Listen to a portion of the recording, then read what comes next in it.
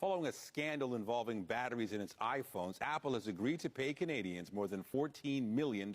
Under a proposed class action settlement, if you own an older iPhone or you can prove that you did, you could get a check in the mail. Pat Foring explains on today's Consumer Alert. Pat. Thanks, Michelle. And Nathan, it was known as Batterygate. The allegation was that Apple slowed down the operation of its iPhone so you would buy a new one. Well, Apple has admitted no fault. If you had an iPhone 6 or 7, you could be entitled to $150.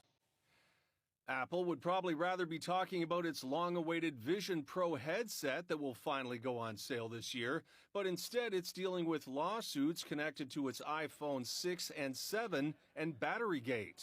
Now is the time to go looking through your dusty old drawers for those old phones that you no longer use. Tech analyst Carmi Levy says the proposed settlement in Canada follows a similar lawsuit in the U.S. where Apple paid consumers $500 million. This was a global issue, and unfortunately for Apple, it's going to have to write a lot of checks to settle it.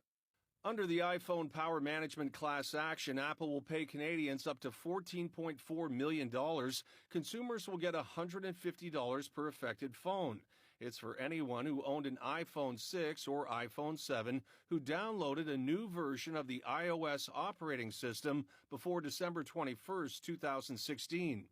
Apple faced lawsuits after revealing software updates could slow down performance speeds on older phones.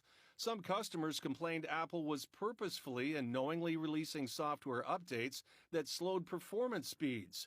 However, in the settlement, Apple claimed that was not the case.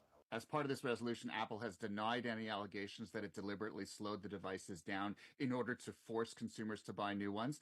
And of course, it assumes no fault here. The settlement must be approved by the BC court at the end of the month. If it is, consumers will have to fill out a claim form with their older iPhone serial number, something many people may no longer have. You've either got to have the phone itself or records showing that you own the phone with that particular serial number. If you traded it in and didn't record that serial number, or you sold it and didn't hold on to that information, you may be out of luck. CTV News reached out to Apple Canada about the proposed settlement, but did not receive a response.